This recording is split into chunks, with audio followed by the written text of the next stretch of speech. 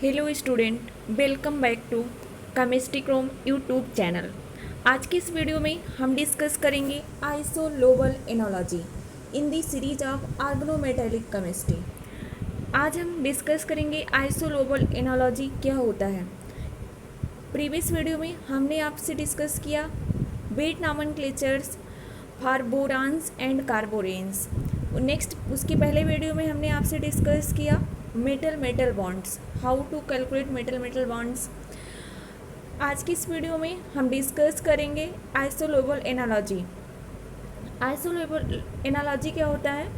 The molecular fragment of a cluster is said to be isolobal when the first condition क्या है? Possess same number of frontier molecular orbital FMO। Fragment क्या होता है? यहाँ से generally दी molecular fragments में होता है कोई पार्ट।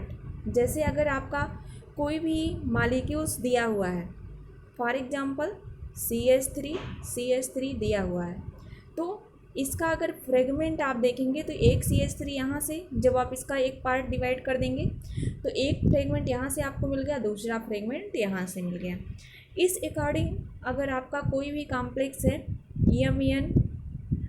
MEN2CO10 यानी दो मैंगनीज से क्या है 5 CO लगे हुए हैं, तो यहाँ से अगर आपका फ्रेगमेंट देखना हुआ तो इसका आप कोई भी पार्ट ले सकते हैं। ज़रूरी नहीं है कि सेम ही रहे, आपके जो भी फ्रेगमेंट्स हैं वो क्या रहें, हमेशा सेम ही रहें, वो डिफरेंट भी हो सकते हैं। फॉर एग्जांपल MEN2CO10 का केस ले लीजिए, इसका स्ट्रक्चर्स कुछ इस तरीके से होता है। तो यहाँ से एक फ्रेगमेंट इधर भी हो सकता है और दूसरा फ्रेगमेंट क्या हो सकता है, इधर भी हो सकता है। लेकिन अगर आपको ज़रूरी नहीं है कि आपके जो भी दोनों फ्रेगमेंट हो ऑलवेज सिमेट्रिकल सी रहें, यहाँ से भी लेके आप एक फ्रेगमेंट ले सकते हैं, दूसरा फ्रेगमेंट यहाँ से भी ले सकते हैं। एक फ्रेगमेंट MEnCO दो CO के मॉलिक्यूल्स लेके कर सकते हैं, तो ज़रूरी नहीं है फ्रेगमेंट्स आपके ऑलवेज समान रहें। तो आपको यहाँ जनरल सा जानना है कि फ्रेगमेंट का मतलब है पार्ट, कि जो भी आपका मेटल्स एटम्स है उसका कोई भी पार्ट एक फ्रेगमेंट हो सकता है।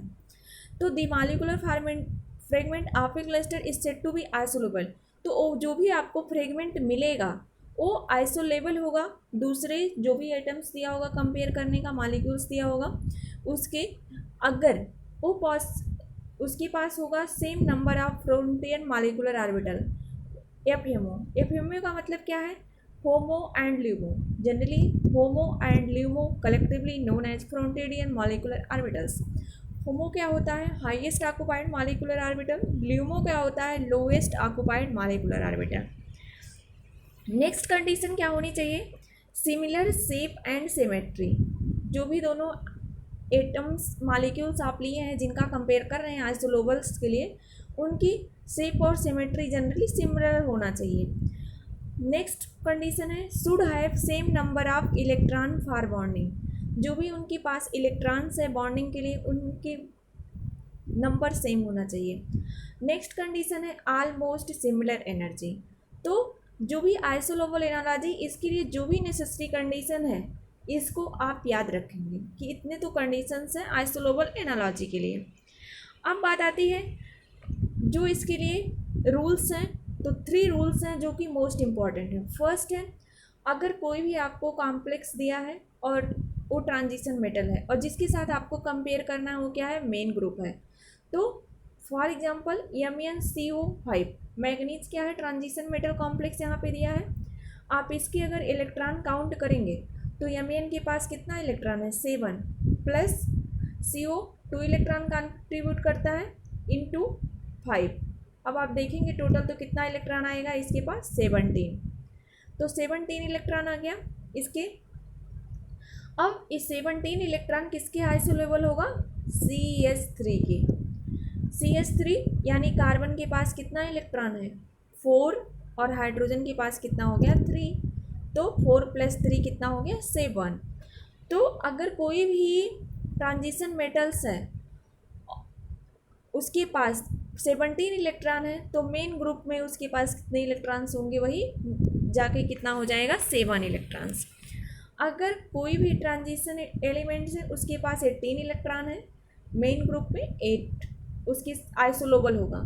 17 इलेक्ट्रॉन है, उसके आइसोलोबल मेन ग्रुप में कितना होगा 7 इलेक्ट्रॉन। ट्रांजिशन मेटल्स कितना है 16 इलेक्ट्रॉन, मेन ग्रुप उसके आइसोलोबल होगा 6 इलेक्ट्रॉन। 15 इलेक्ट्रॉन है तो 5 इलेक्ट्रॉन, 14 है तो 4 इलेक्ट्रॉन, 13 है तो 3 इलेक्ट्रॉन। तो इस अकॉर्डिंग से अगर आपके दो कॉम्प्लेक्स ट्रांजिशन मेटल कॉम्प्लेक्स दिया है कोई, जैसे MnCO5 और पूछा जा रहा है कि किसके आइसोलेबल होगा, आपको 4 एग्जांपल्स दे दिए, CH3 CH2 CH ये सब क्या है मेन ग्रुप है, कार्बन क्या है मेन ग्रुप में है, तो इस आपके मेन ग्रुप में तो अगर इसके पास 18 इलेक्ट्रॉन है तो मेन ग्रुप में उसका 8 इलेक्ट्रॉन होगा। तो आप जो भी CH2 CH3 दिए हैं तो आप देखेंगे किसके इलेक्ट्रॉन 8 हैं, तो जिसके भी इलेक्ट्रॉन 8 रहेंगे आप उसी को उसके आइसोलोबल मानेंगे। अब जनरली जो आइसोलोबल एनालॉजी होता है उसको कुछ इस तरीके से रिप्रेजेंट किया जाता है, आप ऐसे एरो लगाएंगे उसके ऊपर एक सर्कल बनाएंगे, तो ये हो गया आइसोलोबल एनालॉजी को। नेक्स्ट जो कंडीशन है वो है कि अगर आपका जो दोनों मेटल्स दिया है दोनों ट्रांजिशन मेटल्स हैं और पूछा जा रहा है कि किसके आइसोलोबल्स होंगे, तो सबसे पहले आप क्या करेंगे दोनों के इलेक्ट्रॉन काउंट कर लेंगे। यहाँ पे दिया है CpCO साइक्लोपेंटाडाइन 5 इलेक्ट्रॉन देता है, कोबाल्ट के बैलेंस सेल में आपको बताया गया था 9 इलेक्ट्रॉन देता है, टोटल इलेक्ट्रॉन कितने हो गए 14। दूसरा ट्रांजिशन मेटल है जिसके साथ कंपेयर करना है NiCO2, निकल के आउटर मोस्ट में 10 इलेक्ट्रॉन होता है, CO2 इलेक्ट्रॉन कंट्रीब्यूट करता है 2 है 4 14 इलेक्ट्रॉन हो गया। अगर दोनों जो भी मेटल्स कंपेयर कर रहे हैं जिसका पूछ रहा है दोनों आपके ट्रांजिशन मेटल हैं तो अगर 18 इसमें है तो 18 उसमें भी होना चाहिए, 17 अगर इसमें है तो 17 भी होना चाहिए, 16 है तो 16 होना चाहिए, 15 है तो 15 होना चाहिए, 14 है तो 14 होना चाहिए, 13 है तो 13 होना चाहिए। ऐसा इस केस में होना चाहिए कि जब आपके दोनों मेटल्स क्या हों ट्रांजिशन मेटल हों। जैसे आपका क्वेश्चन पूछ रहा है NiCO2 किसके आइसोलोबल होगा, CpCO दे दिया, CpFe दे दिया, CpMn दे दिया, कोई भी अगला कॉम्प्लेक्स दे दिया, तो आप दोनों में इलेक्ट्रॉन काउंट करेंगे, अगर इसके इक्वल जो भी इलेक्ट्रॉन्स आएंगे वो उसके क्या होंगे आइसोलोबल होंगे। नेक्स्ट थर्ड है, अगर आपके दोनों क्या मिल रहे हैं मेन ग्रुप मिल रहे हैं कि जिसके साथ भी कंपेयर करना है वो भी मेन ग्रुप है और जो दिया है पूछ रहा है जिसके लिए वो भी क्या है मेन ग्रुप है। जैसे पूछ रहा है कि जो भी बोरान है वो किसके आइसोलोबल होगा, आपको 4 एग्जाम्पल, कार्बन जो है उस किसके आइसोलोबल होगा, 4 एग्जाम्पल्स दे दिए। फर्स्ट दे दिया BH, सेकेंड दे दिया BH2, BH दे दिया, BH2 दे दिया, BH3 दे दिया, BH4 दे दिया। तो सबसे पहले आपको क्या करना है इसके इलेक्ट्रॉन काउंट करना है। कार्बन के बैलेंस सेल में कितने इलेक्ट्रॉन 4, BH बोरान के पास 3, हाइड्रोजन के पास 1 इज इक्वल टू 4 इलेक्ट्रॉन हो गया। तो अगर दोनों मेन ग्रुप है तो जितना इलेक्ट्रॉन एक में होना चाहिए उतना भी क्या होना चाहिए दूसरे में भी होना चाहिए, यानी अगर 8 इलेक्ट्रॉन है तो दूसरे में भी क्या होना चाहिए 8 इलेक्ट्रॉन ही होना चाहिए। अगर जो भी दिया है उसके पास 7 इलेक्ट्रॉन है तो मेन ग्रुप में जो भी आपके ऑप्शन में होगा उसके पास भी 7 इलेक्ट्रॉन होंगे, 6 है तो 6 होना चाहिए, 5 है तो 5 होना चाहिए। जनरली जो आपको मोस्ट केस मिलता है वो एक ट्रांजिशन मेटल दे देता है और दूसरा आपको क्या देता है मेन ग्रुप दे दिया था। तो आप इस पॉइंट को याद रखेंगे कि ट्रांजिशन मेटल में अगर 18 इलेक्ट्रॉन है तो 8 इलेक्ट्रॉन के आइसोलोबल होगा मेन ग्रुप के। अगर दोनों ट्रांजिशन मेटल है तो 18 है तो 18 होगा, अगर दोनों मेन ग्रुप है तो जितना इलेक्ट्रॉन उसके पास होगा उतना इलेक्ट्रॉन। अब यहाँ पे हम आपसे कुछ एग्जांपल्स डिस्कस करेंगे जिसको देख के आप आसानी से समझ सकते हैं। बाकी आप कुछ एग्जांपल्स अपने आप से भी प्रैक्टिस करिए और अगर आपको कोई भी डाउट हो तो आप कमेंट सेक्शन में जाके मुझसे पूछ सकते हैं। अब यहाँ पे क्वेश्चन दिया है which of the following are isolobals, आपको 4 ऑप्शंस 3 दिए हैं उसमें से पूछ रहा है कि किसका कौन कौन से ऐसे हैं जो आइसोलोबल्स हैं। तो सबसे पहले आप सबके इलेक्ट्रॉन काउंट करेंगे जो कि आपको प्रीवियस वीडियो में इलेक्ट्रॉन काउंट करने का मेथड बताया गया है। तो आपने यहाँ पे देखा Cp 5 इलेक्ट्रॉन कंट्रीब्यूट करेगा, CO 9 इलेक्ट्रॉन कंट्रीब्यूट करेगा, कोबाल्ट है 9 इलेक्ट्रॉन करेगा, CO कार्बोनिल 2 इलेक्ट्रॉन कंट्रीब्यूट करेगा। टोटल इलेक्ट्रॉन कितने हो रहे हैं 16। अब CH यानी जो भी आपका ये मेटल से क्या है ट्रांजिशन है, ट्रांजिशन है। अब इसके साथ क्या है कार्बन मेन ग्रुप, ए भी मेन ग्रुप है। कार्बन के कितने इलेक्ट्रॉन है 4, हाइड्रोजन की 1 इलेक्ट्रॉन है। माइनस अगर चार्ज कहीं पे भी है सिस्टम में तो उसमें आप एक प्लस करेंगे, +1 करेंगे, टोटल इलेक्ट्रॉन 6 आएगा। अब 4 इलेक्ट्रॉन इस कार्बन के पास है, 3 इलेक्ट्रॉन हाइड्रोजन के पास है, प्लस अगर कहीं पे दिया है तो उतना माइनस करेंगे, टोटल इलेक्ट्रॉन कितना आएगा 6 आएगा। तो आप यहाँ देख रहे हैं कि 16 इलेक्ट्रॉन ट्रांजिशन मेटल में है और उसके आइसोलोबल मेन ग्रुप में कितना इलेक्ट्रॉन चाहिए 6 चाहिए, 6 चाहिए। तो यहाँ पे दोनों ऑप्शन मिल गए, तो इस अकॉर्डिंग ये क्या हो गया आपका आइसोलोबल्स हो गया। अब आते हैं सेकेंड की तरफ। सेकेंड में आप देखेंगे फास्फोरस की बैलेंस शेल में 5 इलेक्ट्रॉन होते हैं, आपका मेन ग्रुप है। अब कार्बन के पास 4 इलेक्ट्रॉन, हाइड्रोजन के पास 2 इलेक्ट्रॉन, प्लस चार्ज है तो क्या करेंगे आप एक माइनस कर देंगे। अगर आप एक माइनस कर देंगे तो कितना चार्ज इलेक्ट्रॉन आ जाएगा 5। अब आप NiCO2 के पास काउंट करेंगे। NiCO2 में अगर आप कार्बन निकल के पास 2 इलेक्ट्रॉन, CO 2 इलेक्ट्रॉन कंट्रीब्यूट करता है, टोटल इलेक्ट्रॉन 14। अब इस केस में आप देखेंगे phosphorus main group, carbon main group दोनों तो आइसोलेबल हैं, लेकिन निकल जो ट्रांजिशन का दिया है ये इसके आइसोलोबल्स नहीं है, तो इसीलिए ये सिस्टम क्या होगा आइसोलोबल नहीं होगा। अब थर्ड आते हैं सल्फर की बैलेंस शेल में 6 इलेक्ट्रॉन, आयरन के पास 8 इलेक्ट्रॉन। अब CO 2 इलेक्ट्रॉन कंट्रीब्यूट करता है, 4 मॉलिक्यूल से CO का 4 × 2 = 16 इलेक्ट्रॉन। तो ये क्या है आपका ट्रांजिशन एलिमेंट्स है, ट्रांजिशन मेटल्स हैं। मेन ग्रुप में कितना होगा उसके 6 इलेक्ट्रॉन के इक्वल होगा, तो यहाँ से क्या हो गया आइसोलोबल हो गया। यानी फर्स्ट और थर्ड क्या है आइसोलोबल है एक दूसरे के, लेकिन सेकेंड नहीं है। अब आप अगला एग्जांपल्स देखिएगा, इससे और आपको क्लियर हो जाएगा। अब इसमें क्वेश्चन पूछा है IrCO3 is isolobal with. IrCO3 के सबसे पहले आप इलेक्ट्रॉन काउंट करेंगे। ट्रांजिशन मेटल्स है कोबाल्ट, रोहोडियम, इरिडियम। कोबाल्ट के पास कितना इलेक्ट्रॉन होते हैं बैलेंस शेल में 9 इलेक्ट्रॉन, तो इसके पास भी क्या होगा इरिडियम के पास भी 9 इलेक्ट्रॉन होंगे। 9 प्लस CO 2 इलेक्ट्रॉन कंट्रीब्यूट करता है, 3 × 2 = कितना इलेक्ट्रॉन होगा 15।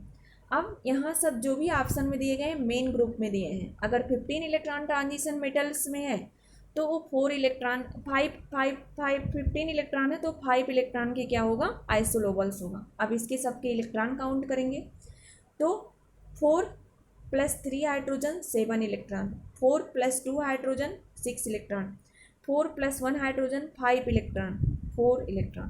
अब 15 किसके आइसोलोबल होगा 5 इलेक्ट्रॉन के। अब आप अगला क्वेश्चन देखेंगे MnCO5 इज आइसोलेबल। सबसे पहले आपको क्या करना है इलेक्ट्रॉन काउंट करना है। मैग्नीज आउटर मोस्ट में 7 इलेक्ट्रॉन, CO 2 इलेक्ट्रॉन कंट्रीब्यूट करेगा, 5 × 2 17 इलेक्ट्रॉन टोटल आ गया। 17 किसके आइसोलेबल होगा आपके 7 इलेक्ट्रॉन के मेन ग्रुप में।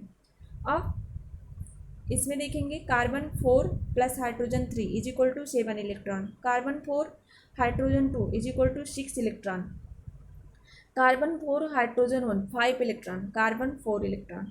अब इस अकॉर्डिंग ऑप्शन फर्स्ट में 7 इलेक्ट्रॉन मिल रहा है, तो option first is the right answer. Next question देखेंगे NiCO4 इज आइसोलोबल विथ। सबसे पहले आपको क्या करना है इलेक्ट्रॉन काउंट करना है। ट्रांजिशन मेटल्स है NiCO4, तो निकल 10 इलेक्ट्रॉन कंट्रीब्यूट करेगा, CO 2 करेगा, 4 एटम से टोटल इलेक्ट्रॉन 18 आ गए। अब अगर 18 इलेक्ट्रॉन है तो मेन ग्रुप में 8 इलेक्ट्रॉन के आइसोलोबल होगा।